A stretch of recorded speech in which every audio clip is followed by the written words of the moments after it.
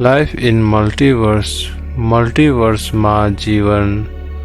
अध्याय 3, प्रकाश, गति र समयको विस्तार। आधुनिक वैज्ञानिकहरूले विभिन्न प्रयोगहरूद्वारा यो तथ्य पुष्टि गरेका छन् कि अन्तरिक्षको अलग-अलग ठाउँमा या आयामहरूमा समयको गति अलग-अलग हुन्छ। यसलाई समयको विस्तार यानि टाइम डाइलेसन भनिन्छ। यस सिद्धान्त अनुसार यो बताइएको छ कि समयको प्रभावको गति अनुभवकर्ताको गतिमा निर्भर गर्दछ। साथै समय अनुभव गर्नेवाला व्यक्ति यदि कुनै ठुलो द्रव्यमान वस्तु या मासको नजिक बसेको छ भने त्यति बेला ठुलो द्रव्यमान वस्तु वा मासको नजिक बसेको छ भने त्यति बेला पनि त्यस व्यक्तिले अनुभव गर्ने समयको गतिमा अन्तर हुन्छ। जस्तो उदाहरणको लागि धरतीमा समयको प्रभाव जुन गतिमा हामी अनुभव गर्दछौँ त्यो कुनै ब्ल्याक होलमा अनुभव हुने समयको गतिभन्दा कैयौं गुणा धेरै छ। मतलब कुनै ब्ल्याक होलमा समय धरतीको तुलनामा धेरै बिस्तारै बित्दछ। मतलब कुनै ब्ल्याक होलमा समय धरतीको तुलनामा धेरै बिस्तारै बित्दछ। समयको विस्तारमा गुरुत्वाकर्षणको पनि प्रभाव पर्दछ। त्यसैले जहाँ गुरुत्वाकर्षणको प्रभाव ज्यादा छ त्यहाँ समय बित्ने प्रभाव कम हुन्छ र गुरुत्वाकर्षणको प्रभाव कम भएको ठाउँमा समयको गति छिटो हुन्छ। जस्तो कि समुद्रको सतहको तुलनामा पहाडमा समय प्रवाह धेरै छ किनकि समुद्रको सतहमा पृथ्वीको गुरुत्वाकर्षणको प्रभाव पहाडमा भन्दा ज्यादा हुन्छ। यस सिद्धान्तको प्रमाणको लागि प्रख्यात हाफेल-किटिङको परीक्षण लिन सकिन्छ। सन् 1971 मा वैज्ञानिक जोसेफ हाफेल र रिचर्ड किटिङले व्यावसायिक उडानहरूमा सिजियम बीमको आणविक घडी राखेका थिए। परीक्षणको लागि 4 वटा घडीहरू राखिएको थियो। ती उडानहरूले विश्वको 2 पटक परिक्रमा गरे।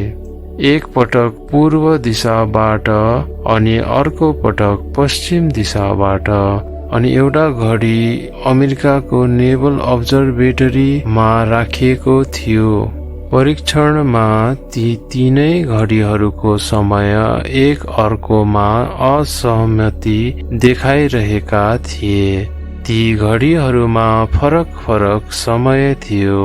परीक्षणमा यो पत्ता लाग्यो कि उडान घडी अब्जर्भेटरी घडीको सापेक्षमा पृथ्वीमा बितेको प्रत्येक दिनको लागि प्रत्येक किलोमिटर वृद्धिको साथ 10 नानो सेकेन्ड अगाडि थियो। त्यसैगरी यदि हामी लगभग प्रकाशको गतिमा यात्रा गर्छौं भने समय ढिला बित्दछ र यदि प्रकाशकै गतिमा यात्रा गर्यौं भने समय ढिलो भएर रोकिन्छ। यसलाई विशेष सापेक्षिक समय विस्तार स्पेशल रिलेटिभिस्टिक टाइम डाइलेसन भनिन्छ, जहाँ सापेक्षिक वेग जति छिटो हुन्छ समयसँगै एक अर्काको बीचमा टाइम डाइलेसन त्यति नै बढी हुन्छ। अल्बर्ट आइन्स्टाइनको जेनरल रिलेटिभिटी सिद्धान्त अनुसार अन्तरिक्षको कुनै पनि विशाल वस्तुको गुरुत्वाकर्षणले त्यस वरिपरिको अन्तरिक्षको ठाउँ र समयको प्रभाव बङ्गाइदिन्छ। आइएसएस अन्तर्राष्ट्रिय अन्तरिक्ष स्टेसनमा बस्ने अन्तरिक्ष यात्रीहरूको मामलामा पनि गुरुत्वाकर्षणको समय विस्तार हुन्छ, किनभने तिनीहरू 260 मिल माथि तैरिरहेका छन्। यहाँ पृथ्वीको गुरुत्वाकर्षण जमिनको सतहबाट भन्दा कम हुन्छ। यसको अर्थ अन्तरिक्ष यात्रीहरूका लागि पृथ्वीका मानिसहरूको तुलनामा समय छिटो बित्नु पर्ने हुन्छ। यद्यपि अन्तरिक्ष स्टेसन पनि पृथ्वीको वरिपरि लगभग 8.04 किलोमिटर प्रति सेकेन्डमा घुमिरहेको छ, जसले गर्दा अन्तरिक्ष यात्रीहरूको लागि सत्तामा रहेका मानिसहरूको तुलनामा समय ढिला हुन्छ। त्यहाँ गुरुत्वाकर्षणको समय फैलावट यानी ग्रेभिटेशनल टाइम डाइलेसन को तुलनामा भेलोसिटी टाइम डाइलेसन को प्रभाव ज्यादा पर्दछ। त्यसैले अन्तरिक्ष यात्रीहरू पृथ्वीका मानिसहरूको तुलनामा ढिलो उमेर बढ्छ। यद्यपि भिन्नता उमेरको एकदमै न्यूनतम छ, जस्तो कि आइएसएसमा 6 महिना बिताएपछि अन्तरिक्ष यात्रीहरूको उमेर पृथ्वीको मानिसहरूको तुलनामा 0.005 सेकेन्ड कम हुन्छ। बाबुजी दशरथ भाइ पटेल ज्यूले दिनुभएको बेहदको परम ज्ञान अनुसार आत्मा आफ्नो परम प्रकाशको शक्तिले अन्तरिक्षमा या माथिको लोकहरूमा जान सक्षम हुन्छ र आत्माको यात्राको गति पनि उसको परम ज्योतिको शक्तिमा निर्धारण हुन्छ। समयको गति आयामहरू या लोकहरू अनुसार पनि हुन्छ, जस्तो कि धरती लोकको 1 वर्ष स्वर्गमा देवताहरूको 1 दिन हुन्छ। त्यस्तै ब्रह्माको 1 दिन अनि रातको समय धरती लोकमा मनुष्यहरूको 8 अरब 64 करोड वर्ष हुन्छ। परम धाममा निराकार स्वरूपमा आत्माहरू समयभन्दा परको अवस्था अनुभव गर्दछ। पुराणहरूमा श्री कृष्णका दाइ बलरामको विवाह राजकुमारी रेवतीसँग भएको घटना उल्लेख गरिएको छ, जसमा रेवती र उनका पिता राजा काकुदमी रेवतीको उचित वर खोज्नको निम्ति ब्रह्मलोक गएका थिए। त्यहाँ नाचगान हेर्नमा मस्त ब्रह्माजीलाई कुर्दा केही क्षण बितेको थियो। ब्रह्माजीसँगको कुराकानी पछि रेवती र उनका पिता पृथ्वीमा फर्किँदा पृथ्वीमा 27 चतुर्युग बितिसकेको थियो। हाम्रो ब्रह्माण्ड एक वैज्ञानिक दृष्टिकोण। वर्तमान समयमा विज्ञान र प्रविधिले उल्लेखनीय जसले पड्को मारेको छ, जसले मानव जीवनको दैनिक क्रियाकलापमा प्रभाव पारेको छ। तर जति विज्ञान र प्रविधिले मानिसको जीवन सहज बनाएको छ, त्यति नै मानिसहरू प्रकृतिबाट टाढा गइरहेका छन्। विज्ञानको कारण स्थूल साधनहरू त बने, तर यसको दुष्परिणाम यो भयो कि मानिसहरू आज बाहिरको भौतिक दुनियाँमा सुख खोज्न थालेका छन् र स्वयंलाई भुलेर बसेका छन्। वैज्ञानिकहरू मानिस भनेको अणुहरूको समूह हो, हाड मासुको पुतला हो अनि एक विकसित पशु हो भन्छन्। तर वास्तवमा सत्य त यो हो कि मानिसहरू विकसित पशु होइनन्, तर गिरेका देवता हुन्। जुन यो स्थूल आँखाले देखिने शरीर छ त्यो त आत्माको एक बाहिरी आवरण मात्रै हो। हामी यही बाहिरको आवरणलाई नै सत्य मानेर बसेका छौं अनि यही नै हाम्रो सबै समस्याको जड पनि हो। तर यो कुरा पनि विचारणीय छ कि वैज्ञानिकहरू आत्मा तत्वको खोजीमा किन विफल छन् त? यति मात्रै होइन कि यति धेरै प्रगति भएर पनि वैज्ञानिकहरू अन्तरिक्षको डार्क म्याटर जस्तो गुह्य रहस्य किन सुल्झाउन सकेका छैनन् त? यसको मूल कारण यो हो कि वैज्ञानिकहरूको बुद्धि सिर्फ स्थूल तत्वसम्म मात्रै सीमित छ। यही नै कारण हो कि उनीहरू केवल स्थूल साधन नै बनाउन सक्दछन् र स्थूल उपकरणद्वारा केवल स्थूल संसार मात्रै देख्न सकिन्छ। जुन मनुष्य अध्यात्म अनि ज्ञानको बाटोमा लाग्दछ उसको बुद्धि भित्रतर्फ मोडिन्छ अनि स्व यानि आफ्नो आत्मातर्फ केन्द्रित हुन्छ। ब्रह्म सत्य, जगत मिथ्या, अर्थात् ब्रह्म यानि परमात्मा सत्य हुन् अनि संसार असत्य, किनकि आत्मा परमात्माकै अंश हो। यसको अर्थ यो भयो कि सत्य हामी भित्रै छ।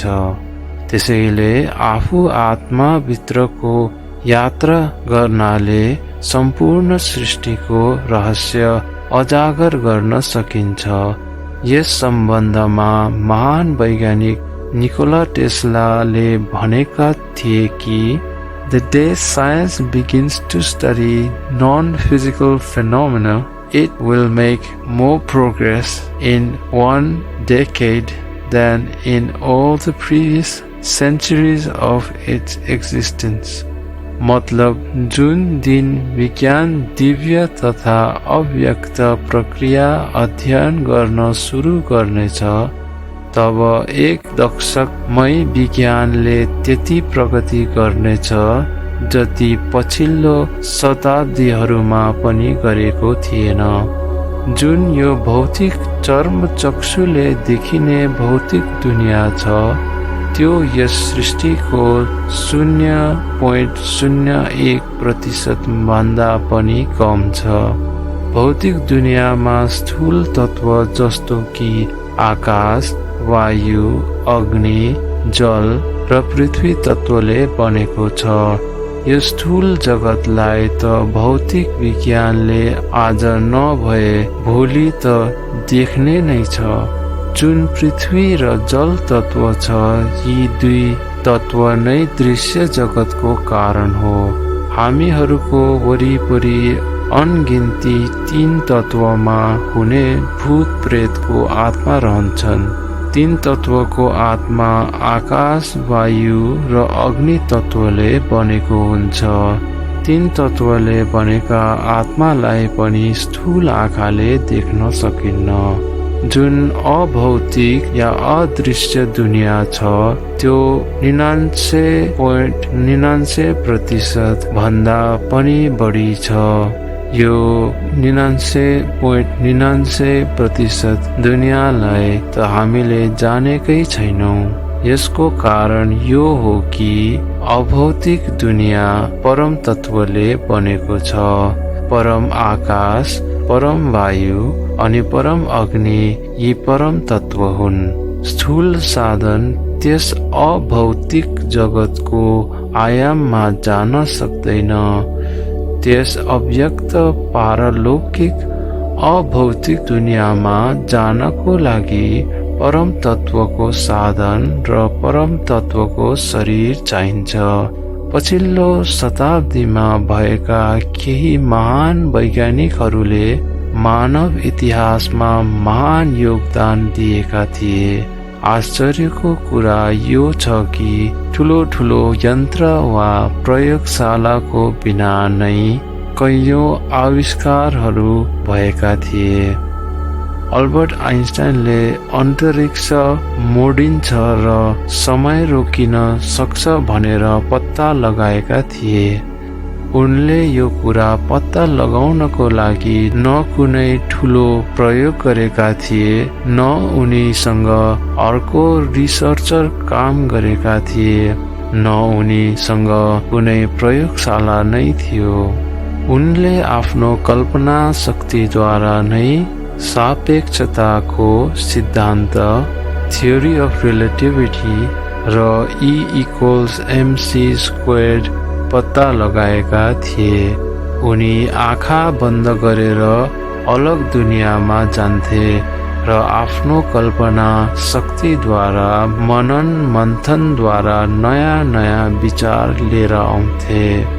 आइन्स्टाइन पुरै रिसर्च आफ्नो सोचमै गर्दथे, जुन प्रयोगशालाको प्रयोगभन्दा पनि सटिक हुन्थ्यो। उनी उसलाई थॉट एक्सपेरिमेन्ट, विचारमा प्रयोग गर्ने भन्थे।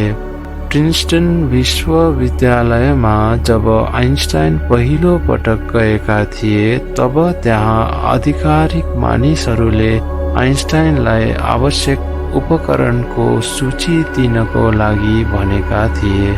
तब आइन्स्टाइनले एक ब्ल्याक बोर्ड, कागज अनि कलमको माग गरेका थिए अनि त्यहाँका अधिकारीहरू यति सामानले मात्रै कसरी प्रयोग गर्न सकिन्छ भनेर अचम्म मानेका थिए।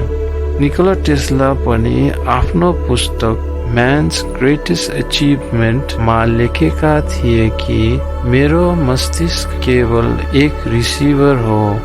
ब्रह्माण्डमा ज्ञान, ऊर्जा तथा प्रेरणाको एक महान केन्द्र छ। म यस केन्द्रको गुह्य रहस्य त जान्दिन, तर यति अवश्य जान्दछु कि यसको अस्तित्व छ। निकोला टेस्लालाई मानसिक दृश्यद्वारा नयाँ आविष्कारको आइडियाहरू आउँथ्यो अनि त्यस आविष्कारको आकार, माप, लम्बाइ, चौडाइ सबै आयामहरूको चित्रहरू पुरै राम्रोसँग उनको दिमागमा तयार हुन्थ्यो, जसलाई पिक्चर थिङ्किङ भनिन्छ। उनले विवाह गरेका थिएनन्, जुन कुरा उनको वैज्ञानिक उपलब्धिको लागि मद्दतगार रह्यो। उनी परग्रही छन् भन्ने कुरामा पनि विश्वास गर्थे। यस्तो पनि भनिन्छ कि उनी एलियन्सको सम्पर्कमा थिए र उनीहरूसँग कुराकानी पनि गर्थे। उनले आफ्नो इन्टरभ्यूमा यो भनेका थिए, सबै वैज्ञानिकहरू धेरै विषयमा कुरा गर्छन्, तर कोही पनि आफ्नो अन्तःप्रज्ञा या इन्ट्युइसनको बारेमा कुरा गर्दैनन्, जुन सबैभन्दा शक्तिशाली कुरा हो। प्राय वैज्ञानिकहरू पहिला परीक्षण गर्छन् र परीक्षणको आधारमा जुन निष्कर्ष निस्कन्छ त्यही आधारमा सिद्धान्त दिन्छन्। तर यी सबै महान बुद्धिजीवीहरूमा यो समानता छ कि उनीहरू सबै आफ्नो कल्पनामा सोच्दथे, फेरि सिद्धान्त लेख्थे अनि त्यसैको आधारमा परीक्षणलाई अन्जाम दिन्थे। बापुजीले भन्नुभएको छ कि धरतीमा अरू आयामहरू जस्तो कि अर्को आकाश गंगा, अर्को युनिभर्सबाट आत्माहरू आएका छन्, जुन अलग अलग श्रेणीका छन्। उनीहरूको अगाडि हामी त केही पनि होइनौं। उनीहरूको ज्ञान अनि प्रविधिहरू हाम्रो भन्दा धेरै उन्नत छ। यस धरतीमा असल कार्य गर्नको निम्ति, लोक कल्याणको निम्ति ती आत्माहरूका वैज्ञानिक आत्माहरूको समूह यहाँ आउँदछन् र ती मध्ये कोही एक जन्म लिन्छन् र बाँकी आत्मा त्यो मनुष्य वैज्ञानिक आत्मालाई प्रेरणा दिएर काम गर्छन्। तर यहाँ धरतीमा जन्म लिएपछि त्यस आत्मालाई पहिलाको कुनै पनि कुराहरू याद हुँदैन, किनकि ऊ 5 तत्वको आवरणमा आउँदछ अनि त्यस वैज्ञानिक मनुष्यलाई प्रेरणा दिएर, जागृत गराएर, सम्झाएर आविष्कार गर्नमा धेरै नै मेहनत लाग्दछ। त्यसकारण त्यस वैज्ञानिक आत्मा बारम्बार एक्लै आफ्नै विचार मन्थनमा रहने, आफ्नो ख्यालमा रहने, सोचद्वारा नै माथिको दुनियाँमा जाने गर्छन्। सूक्ष्ममा प्रेरणा दिएर काम गराउने जुन आत्माहरू छन्, उनीहरू प्रेरणा दिएर वा भनौँ प्रकाशको किरण दिएर आविष्कारको विषयमा सोच्नको लागि बाध्य गरिदिन्छन्। यस्तो गर्नु छ भनेर त्यस वैज्ञानिक मनुष्य आत्माको दिमागमा भरिदिन्छन्। माथिको दुनियाँ जस्तो कि आकाश गङ्गा, सूर्यमण्डल, युनिभर्स आदिको बारेमा चलचित्र वा टेलिभिजन धारावाहिकहरू देखाउँछन्। जस्तो कि स्टार ट्रेक यस्तो खालको चलचित्र बनाउनको लागि सूक्ष्म जगतमा भएका एलियनहरूले नै प्रेरणा दिएर वा किरण दिएर कल्पना गराउँछन्। स्टिफन हकिङ एक महान वैज्ञानिक, ब्रह्माण्डविद, प्राध्यापक र लेखक थिए। स्टिफन हकिङको पुरा शरीर पक्षघात भएको थियो।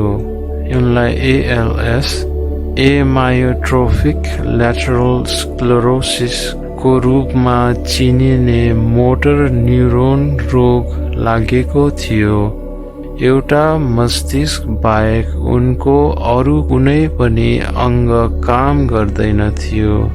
कम उमेरमा नै डाक्टरले उनलाई 2 देखि 3 वर्ष भन्दा बढी बाँच्दैनन् भनेका थिए। उनको साथमा जो परग्रही आत्मा थिए, उनीहरू हकिङलाई किरण या रेज दिएर उनको मस्तिष्कलाई जीवित राख्दथे। यी एलियन समूहका आत्माहरूले एक उच्च परिष्कृत प्रविधि या सहायक प्रविधिको विकास गर्न मद्दत गरे, जसले स्टिफन हकिङलाई व्याख्यानहरू प्रदान गर्न, मानिसहरूसँग कुरा गर्न र आफ्नो विशेष ज्ञान फैलाउन मद्दत गर्यो। वैज्ञानिकहरू राम्रो कार्य त गर्छन्, तर ज्यादा जसो वैज्ञानिकहरू ईश्वरलाई मान्दैनन्। स्टिफन हकिङ जस्ता वैज्ञानिक पनि ईश्वरको अस्तित्व मान्दैनन् अनि यस्तै ठुला ठुला हस्तीलाई मानेर कैयौं मानिसहरू ईश्वरलाई मान्दैनन् र नास्तिक बन्छन्, जसले गर्दा दुनियाँमा भौतिकवाद फैलिन्छ। जुन आविष्कारहरू भएका छन्, यसमा सूक्ष्म जगतको ठुलो हात छ। तर विडम्बना यो छ कि उनीहरू पृथ्वीमा जति राम्रो गरेर जान्छन्, त्यसको कैयौं गुणा नराम्रो पनि गरेर जान्छन्, किनकि उनीहरू नास्तिकता फैलाएर जान्छन्। त्यसैले गर्दा आज युरोप र अमेरिकामा धेरै जसो मानिसहरू नास्तिक भएका छन्। आम मानिसहरू वैज्ञानिकहरूको कुरा पछ्याउँछन्, तर कोही सिद्ध पुरुषले कुनै कुरा बताए भने त्यस सिद्ध महात्माको कुरा कसैलाई पनि साँचो लाग्दैन। कोही सिद्ध पुरुष वेद, उपनिषद, सूक्ष्म जगतको कुरा गर्छन् भने उनको कुरा कोही सुन्दैनन्, तर त्यही वेद र उपनिषदका रहस्यहरू पत्ता लगाउने वा त्यसको माध्यमबाट सिद्धान्त बनाउने वा आविष्कार गर्ने वैज्ञानिकहरू प्रसिद्ध हुन्छन्। आजभन्दा 388 वर्ष अघि करिबन 1633 सन् अघि मानिसहरू पृथ्वी हाम्रो ब्रह्माण्डको केन्द्र हो र सूर्यसँगै सबै ग्रहहरू पृथ्वीको वरिपरि घुम्छन् भन्ने मतमा विश्वास गर्थे। तर ग्यालिलियो पछि यो पत्ता लगाए कि पृथ्वी र अन्य ग्रहहरू सूर्य वरिपरि घुम्ने गर्छन्। विगत 150 देखि 200 वर्षमा भौतिक उपकरण र औजारको सहायताले विज्ञानले धेरै कुराहरू पत्ता लगाएको छ। हाम्रा भारतीय ऋषि मुनिहरूले ती वैज्ञानिक सिद्धान्तहरू हजारौं वर्ष अघि नै ईश्वरको आध्यात्मिक दर्शन र ध्यान तथा शक्तिद्वारा पत्ता लगाएका थिए। हाम्रो ज्योतिष प्रणाली र पञ्चाङ्गहरू ईश्वरीय ज्ञानको प्रमाण हुन्। हाम्रा शास्त्रहरूले पनि लाखौं र करोडौं वर्ष पहिले सृष्टि भएका असीम सृष्टिहरूको बारेमा व्याख्या गरिसकेका छन्। तर मानिसहरू वैज्ञानिकहरूको नास्तिकतामा विश्वास गर्न रोज्छन्। हामीले परमात्मा विश्वास गर्नुपर्दछ, किनकि वैज्ञानिकहरू कहिल्यै पनि परमात्माको ठाउँ लिन सक्दैनन्।